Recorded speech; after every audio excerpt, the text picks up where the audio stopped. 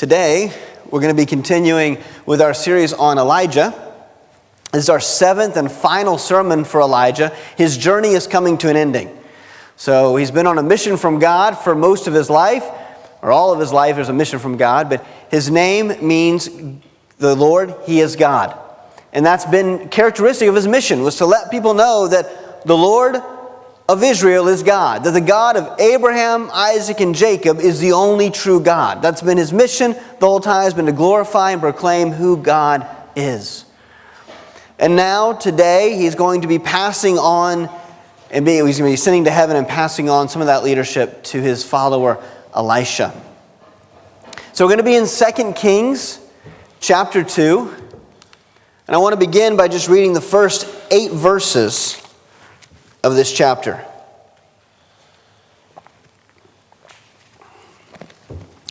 Now when the Lord was about to take Elijah up to heaven by a whirlwind, Elijah and Elisha were on their way from Gilgal.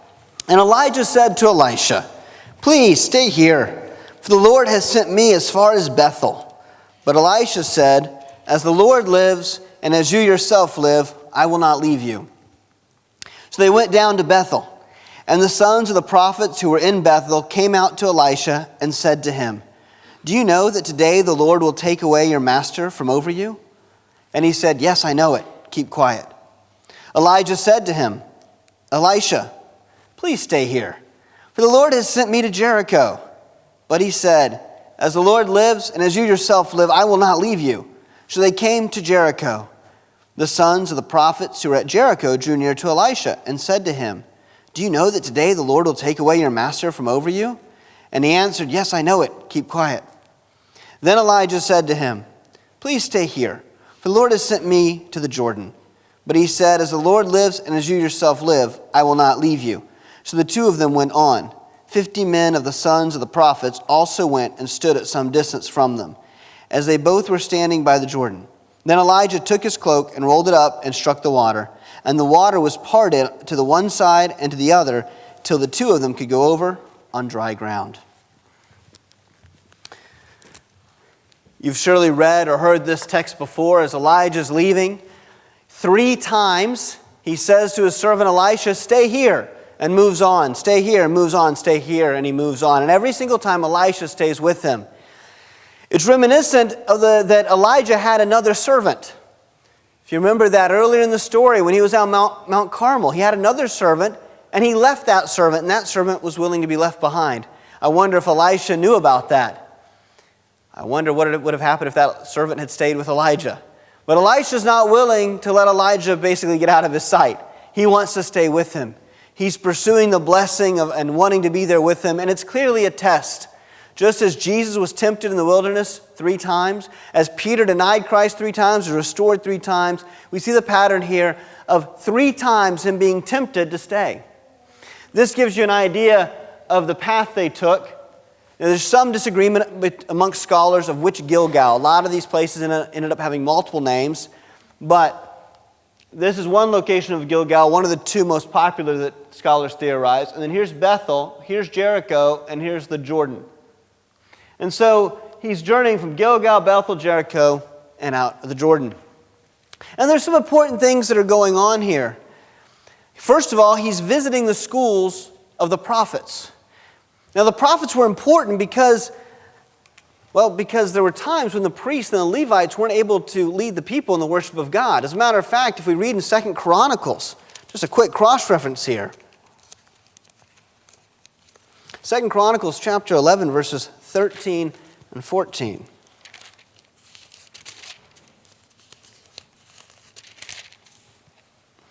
And the priests and the Levites who were in all Israel presented themselves to him from all places where they lived. For the Levites left their common lands and their holdings and came to Judah and Jerusalem, because Jeroboam and his sons cast them out from serving as priests of the Lord. So when Israel cast the priests and Levites out, there's no organized religion that serves Yahweh. So who's going to carry on that message of God? And so God has raised up the prophets. Now, some of the prophets could be Levites. They could have been from other tribes. We don't know. There's not a lot said about the sons of the prophets.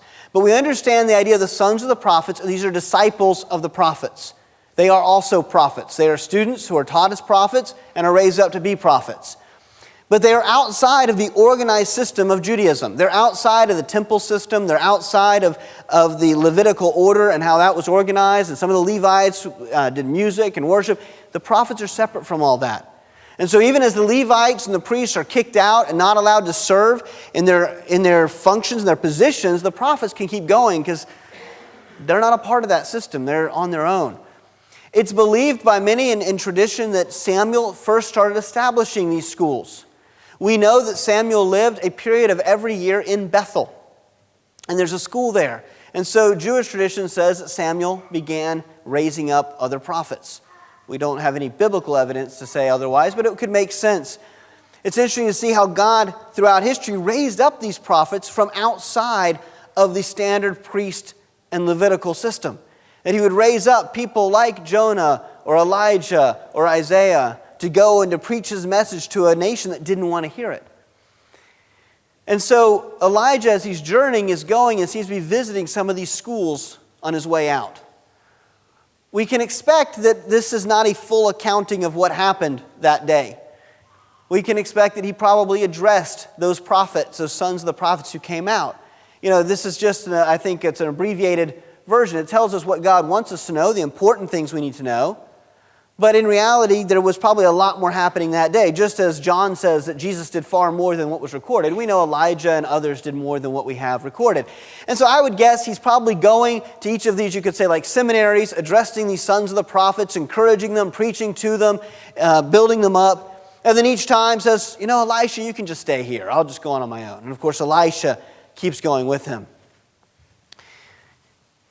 Now, there's some method to this path that he takes. While we know that he's hitting schools of the prophets, there's also, I think, some other symbolism involved here. Again, he goes Gilgal, Bethel, Jericho, Jordan, which happens to be the same path in reverse that Joshua took when he came into the Promised Land. Joshua and the people of Israel crossed the Jordan. They marched around the walls of Jericho. They went to Bethel. They went up to Gilgal. And so he is going out of Israel the same way that the children of Israel came into the Promised Land. But I think it's more than that. I think that it's symbolic actually of leaving Egypt and going to the Promised Land. But Elijah's going to an even better Promised Land. As it says in Hebrews in chapter 11 that Abraham was looking for a city with eternal foundations, a city designed and built by God. So this is when we begin to see a clear understanding that there is a rest that comes from God that's outside of the physical realm. Sure, the Promised Land was given to Israel as a place for them to raise their children, their families, to grow their nation, and to be a light to the world. But it wasn't God's ultimate Promised Land. And we begin to see this developed here in the life of Elijah, that he's being taken away, ascending into heaven, never tasting death. So it's clear that his life goes on beyond. And so as he's leaving Israel to cross the Jordan, it looks like he's leaving the Promised Land, but in reality he's going towards it. I also think it represents this journey from Egypt for a couple other reasons. Gilgal, I believe, represents Egypt. If we look at Joshua chapter 5, verses 8 through 10, we'll see what happened when Joshua got there.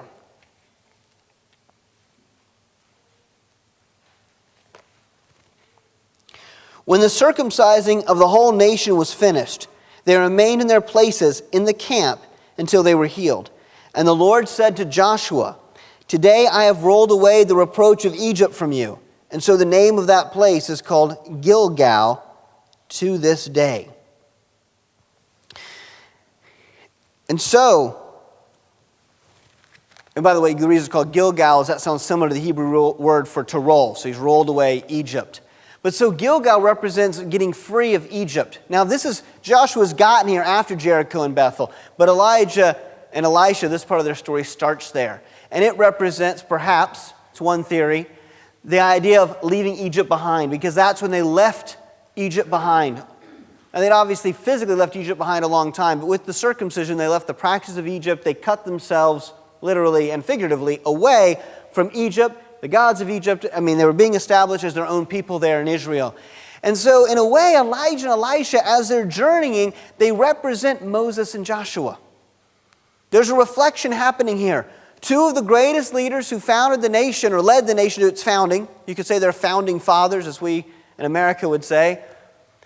These were military leaders. They were also spiritual leaders, Moses and Joshua. But now you have Elijah and Elisha echoing, in a way, these two great leaders. And we know that Elijah is put on the same level as Moses. If we think about during the Transfiguration, there's Jesus with Moses and Elijah. And so Elijah and Elisha are in a way reflections of Moses and Joshua. And they leave Gilgal, they leave Egypt behind, and they come to Bethel. Well, Bethel means the house of the Lord. And it, in a way, I think, reflects Mount Sinai, that they left Egypt and they went to Mount Sinai. See, Bethel was a place that actually became a center for worshiping a golden calf. Later in Israel's, it had become that earlier in Israel's history from this point, but after they were already in the land. So the children of Israel come to the land and they again worship a golden calf there at Bethel, just like they did at Mount Sinai. Instead of waiting on the Lord, they built a golden calf. Well, Bethel, strangely enough, means like the place where God resides, the house of the Lord, and it's where the Ark of the Covenant was for a very long time. It's also places like, it's where Jacob was when he had the ladder to heaven. So this is where God has met with people over time, just like he met at Mount Sinai. And it's also where they set up worship to a golden calf. And so it represents this idea of a place where you can meet with God, but that continues to get misused as the people, instead of looking at God, who is clearly present there, whether it's in the ark or in what he's done, instead they look to false gods. It also represents the sin of Israel, the continued rebellion of the people of Israel. That even though God appears and gives them messages, they don't listen. Even though Elijah has called fire down from heaven on multiple occasions, has proclaimed who God is, has shut up the heavens so it hasn't rained. And even as Ahab and Jezebel worship Baal, the god of storms, who should be able to bring rain, yet he couldn't bring rain because he didn't exist. And this was Elijah's point. And even through all of this, many of the people of Israel continue to rebel, to live in sin, to deny God, to worship false gods. And so Bethel is it shows that contrast, because it's called the house of the Lord, and yet the people there. And it was a place where often people would go to inquire of the Lord. They believed you could meet God there. Almost like your prayers could be stronger because they knew that God would be there, and yet they would end up worshiping false gods and denying him. So it represents Mount Sinai. And then they go on to Jericho. Maybe they go to Jericho. There we go. Now they got to Jericho. Took a little bit longer. Actually, it was a longer journey. They get to Jericho, and I think it represents the wilderness. If you remember, for days they walked around the walls of Jericho. And so symbolically, it's this idea of wandering. Not only that, in 2 Kings chapter 2, after this account, Elisha comes back to Jericho. They complain that the water is bad, and they talk about how it's causing death and miscarriages. And so it represents the wilderness. The idea of a land there's not fruit. Now, funny enough, Jericho is called first fruit. That's what it means, and that's where they first came in the first city they took. But at this time, this moment in the story, it was a place where they had bad water, there was a lot of death and suffering, and it represents that wilderness. And they went from there on to the Jordan.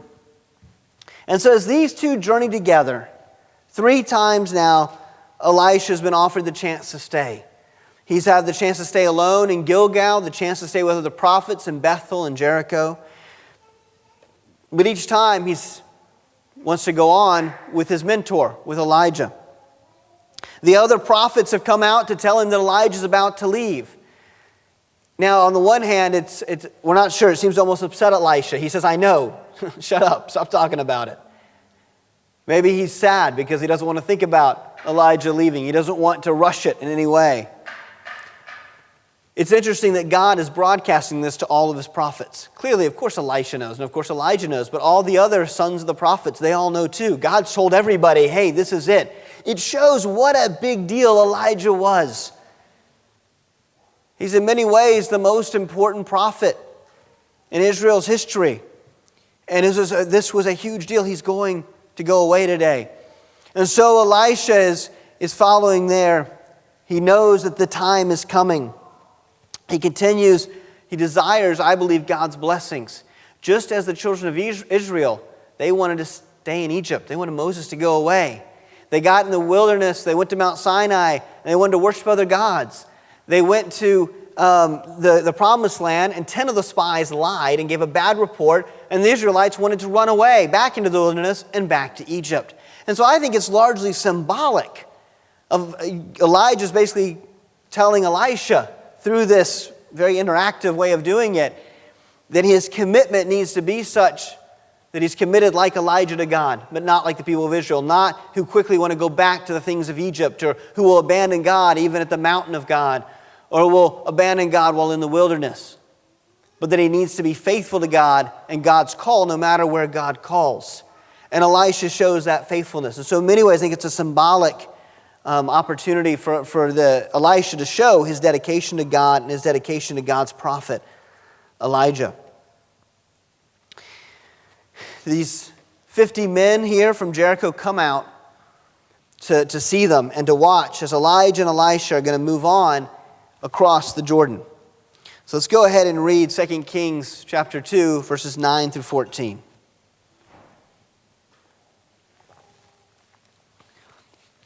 When they had crossed, Elijah said to Elisha, "Ask what I shall do for you before I am taken from you." And Elisha said, "Please let there be a double portion of your spirit on me." And he said, "You have asked a hard thing. Yet if you see me as I am being taken from you, it shall be so for you. But if you do not see me, it shall not be so." And as they still went on and talked, behold, chariots of fire and horses of fire separated the two of them. And Elijah went up by a whirlwind into heaven. And Elisha saw it, and he cried, my father, the chariots of Israel and its horsemen." And he saw him no more. Then he took hold of his own clothes and tore them in two pieces. And he took up the cloak of Elijah that had fallen from him and went back and stood on the bank of the Jordan. Then he took the cloak of Elijah that had fallen from him and struck the water, saying, "Where is the Lord, the God of Elijah?" And when he had struck the water was parted to the one side and to the other, and Elisha went over. So, here Elijah and Elisha, one verse before this, they've come to the Jordan. And Elijah has taken his cloak off to strike the water and walk across on dry ground. Now, I don't have a cloak, but I've got a towel because I want to illustrate something for you here. He took it, right? And he rolls it up to strike it. And you've probably read this before, but I want to make sure you caught what he's doing. He rolls it up to strike the water. What does it look like?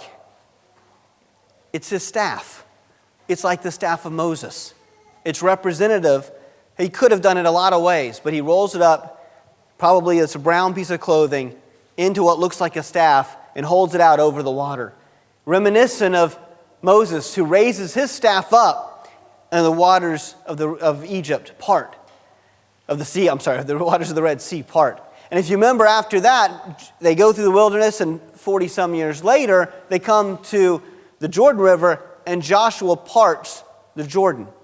And so in the same way here, Elijah, as he goes, he reenacts Moses parting the Red Sea as he parts the Jordan. And again, it's reminiscent of leaving and going towards the Promised Land. And then Elisha, a verse or two later, turns around and goes back across the Jordan, and it's reminiscent of Joshua coming into the Promised Land.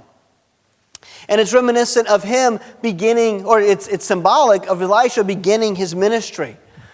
This is probably the same place, basically, where Jesus is baptized. If you've been to Israel, they make a big deal in the Jordan near the Sea of Galilee. But there's very little chance that that's an accurate location. And now, in the last few years, they've built up a location where you can see where he was probably baptized just across from Jericho in the Jordan there, because that's more accurate with what the New Testament tells us for the location. And so this is probably also where Jesus is baptized and goes into the wilderness. And there's this idea of crossing the Jordan, of coming into the Promised Land. And so for Elijah, there's that. He's going to the Promised Land. But there's also the idea of coming through the Jordan to start one's ministry to Israel. And so Elisha comes through the Jordan back to begin his ministry as his own prophet, no longer the student, no longer the assistant, but now the prophet himself. And to be leading Israel. And of course, his name, Elisha, means the Lord saves. And so Elijah's mission has been to proclaim that the Lord is God and the only God. And Elisha's mission is to come proclaim the Lord's salvation for people, the Lord's mercy for people, even though it may not seem like that for some of his miracles. And so as he comes back, I think we see that representative again of Joshua. And also we see Jesus, who reflects this idea of being baptized in the Jordan, coming out to begin his ministry. There's this clear beginning of Elisha's ministry. He asks Elijah for a double portion. Many people have interpreted that he wanted to be twice as powerful or something to that effect as Elijah. But I don't think that's accurate. He later calls him his father. Now, of course, he's not his literal father. He's his spiritual father, which is terminology that's still often used today in churches around the world. People will talk about spiritual fathers. It was very confusing when I was down in Tanzania this summer and my father kept getting introduced, and then they kept having to explain this is actually his father because all the pastors that we were speaking to assumed it was my spiritual father, because many of them will refer to their spiritual father as father more than their own earthly father because of the spiritual relationship. So anyway, it's still a term that's used. So here Elisha is saying my father, because he's had this spiritual father relationship. Well, in Deuteronomy chapter 21, verse 17, we have rules that pertain to natural fathers. And it says, but he shall acknowledge the firstborn, the son of the unloved, by giving him a double portion of all that he has, for he is the firstfruits of his strength. The right of the firstborn is his. I believe Elisha is claiming to Elijah that I should have the rights of your firstborn spiritual son. That I'm following after you in your steps. I'm going to be continuing your mission. And I should have a double portion in that. Double responsibility. That's not literal, but a greater level of responsibility, a greater level of power than others who are going to follow in Elijah's footsteps. Now, if you remember when he's on Mount Sinai himself, Elijah is, and before he goes and he gets Elisha, God speaks to him, and God tells him to go get Elisha, and he tells him to go anoint a couple of kings. And I believe at that point, God was saying to Elijah, you're no longer to be on your own. Elijah felt very alone. He said to God, I alone am left.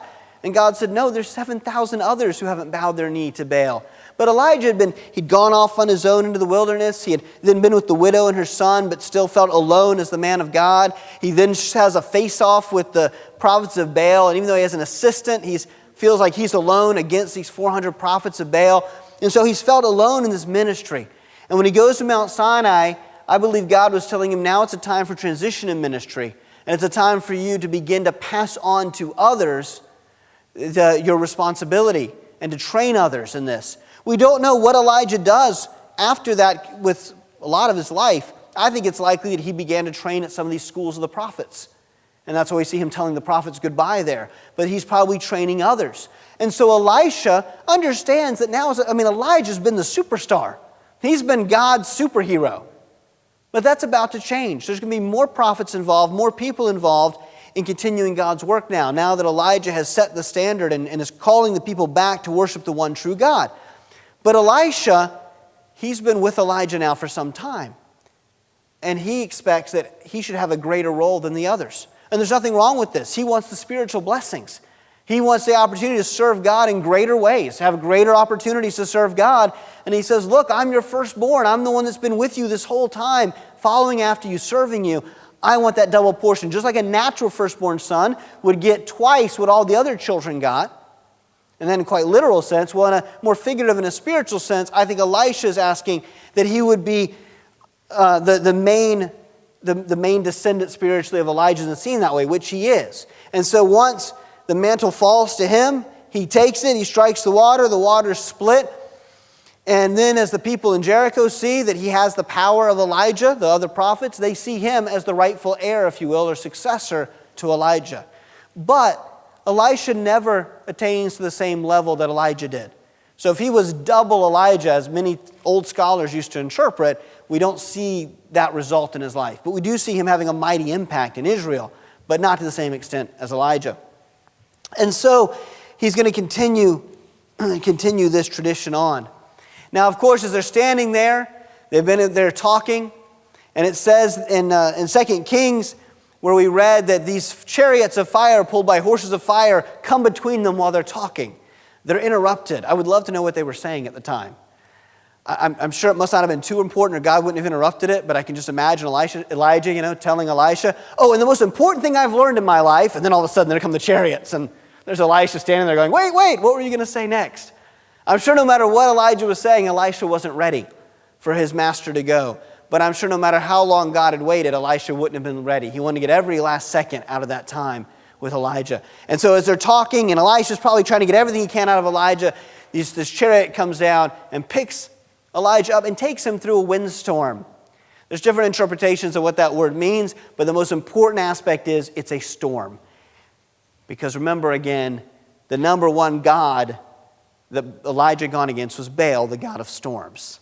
And so Jehovah God, Yahweh, has shown again that he has power over the storms, that there is no Baal that has any power, and he even pulls his prophet by a storm up into heaven, showing that he can even work through storms, that he is sovereign over the storms. And so even in Elijah's last moment on earth, he continues his mission. His mission was to declare the Lord, he is God. The God of Israel is the only true God. And even by going up through a storm was one last chance to testify that, look, not that he chose it that way, God did it, but it was God to use Elijah to testify that truly he was the sovereign God over everything. Interestingly, in Deuteronomy 34, 5 and 6, it tells us that Moses died and that he was taken and God buried him. It's quite an honor to be buried by God. But an important thing to note is he did die and was buried, and Elijah wasn't. And so in some ways, Elijah attains to a higher position, you could say, than Moses. But the important thing is, again, both of them are outside the promised land when they go to heaven. Both of them leave a successor who then crosses the Jordan to continue the work that they've started. Both of them were there to build up the nation and lead them to worship God. As he's taken away, you heard that Elisha exclaims there as he sees him going away. Elisha says, my father, the chariots of Israel and its horsemen. I think Elisha knew where Israel's true strength lied. Chariots and horsemen were seen as important tools of battle. If you had the most chariots and horsemen, you could overrun an enemy that had only footmen. But the fact of the matter was that a whole army couldn't stand before Elijah when Elijah spoke for God. Whether it was an army of prophets, whether it was the 50 soldiers and a captain that came to get him when Ahaziah sent for him, no one could stand against him when he called the fire down from heaven.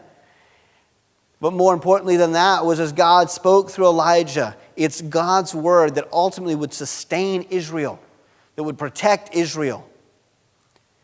These sinful kings, they wanted to make it all about how big their army was. Ahab always wanted to make these political alliances. He was a shrewd politician. Ahab was not an idiot.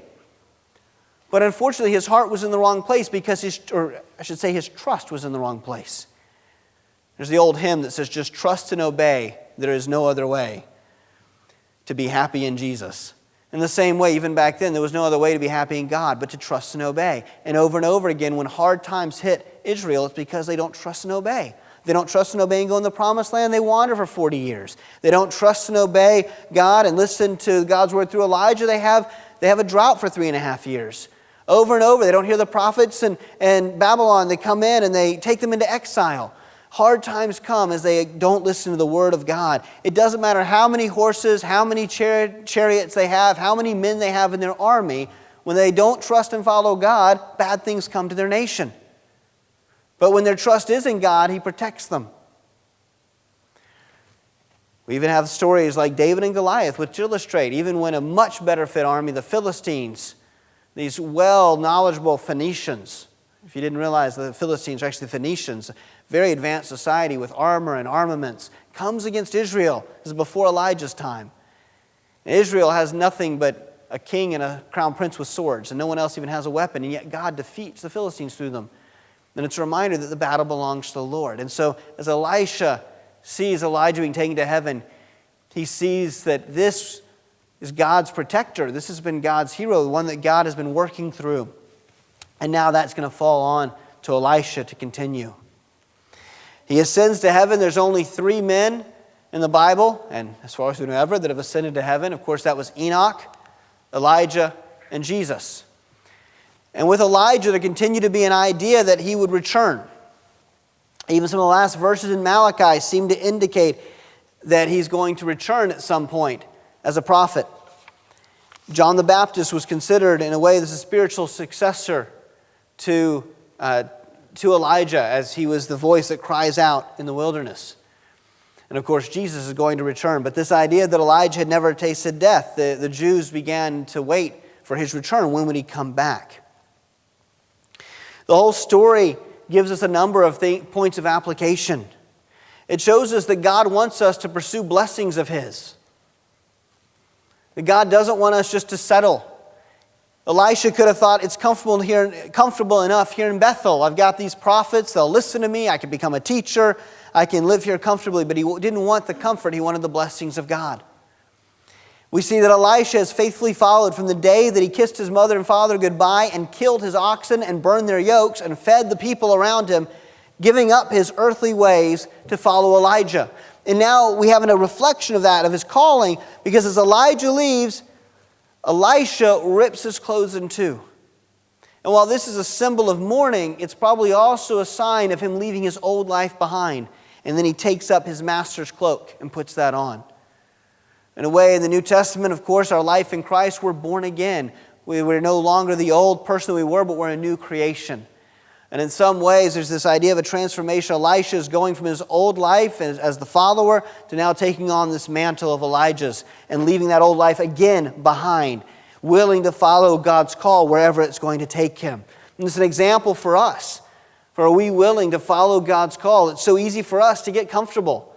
It's easy for us to find ourselves at ease and think, well, Elisha could have said, I already am a prophet, I know God, I've walked with God, I've done enough in my life. But it was never enough. He always wanted to follow God even more fully. We see the idea of partnering to work together. Elijah and Elisha worked as partners. Elisha was humble, willing to listen to his master. It's an example for how younger Christians should look for those in the church who can mentor them and be humble as they seek to learn. That's how discipleship happens. As we do ministry together, it's the same model that Jesus uses when he says to these fishermen, come, follow me. Ministry happens, discipleship happens as we do ministry together.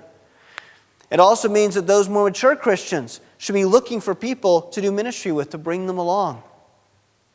I would ask those of you that have been Christians for a long time, who have you discipled outside of your own family? Have you been intentional about finding those, as Elijah found Elisha, to bring along? Have you found others in your life that you've been able to pour into? And we want to be a light to everybody, a good influence on everyone. But I think there's value in figuring out who is God calling me to disciple, to take extra special time with, to be a spiritual father or mother to. In the New Testament, the principle of the older women being these spiritual mothers to the younger women in the church is portrayed. But I think that takes more than just spending time together on a Sunday. It takes intentional time doing ministry together. It's why I try more and more to take people with me when I'm doing ministry, whether I'm going to the hospital to visit someone or whether I'm going to Kenya to do a conference. I want to take people along so they have the opportunity to grow and to do ministry. And that's how we find discipleship happening throughout the Bible. We see that Elijah had a message and a purpose for his whole life, to proclaim the Lord, He is God. And in our own lives, God has a mission that's unique for you. What is your mission? What has God called you to? And God can call you to different things throughout your life, but He's made you uniquely. He knit you together in your mother's womb. He knew you before you were born. He's called you to Himself, and He directs the footsteps of the righteous. And so I believe as we are each different parts of the body, He has a mission for each of us in our lives. And I wonder, do you know what yours is? How God has called you to serve? That's something that I'm here for, is if you've ever wondered or want to talk about how can you serve God, where can you fit in, whether it's in the church or the community or in your family, something I love to talk to people about is to help them figure out where is God calling them in their life to serve. Because you'll never be happier than when you find yourself in the center of God's will, when you find that this is exactly where God's called me to be. And so that's my goal, is always to help people find that. And what I love is when we see people in our church, because there's always people leaving, and so there's always opportunities for people to step up and serve in different ways. And when people leave our church and go other places and they found their passion, and we find them in other parts of the world serving God in a way they first discovered here at North Sea. And so that's always something I look forward to talking to people about, but it's something I encourage you to pray about. Where is God calling you in your life? Now, your life can be varied and have many different things, but ultimately, we each have gifts and skills that just fit us. I'm just simply not called to music ministry. And unless a really big miracle happens, that's never going to be my calling. And that's okay. I know that's not my calling. I understand how God's made me and where my strengths are and where my weaknesses are. But do you know? Do you know where God's called you? So I encourage you to think and pray about it, even to talk to a good spiritual friend or a deacon or myself about that. Let's go ahead and just take a moment to pray. We're going to have the Lord's Supper now. As we remember what Christ did for us, that we can have fellowship with Him, that we have an opportunity to serve Him, that we can have His Spirit guiding us, that we can hear His voice as Elijah and Elisha did.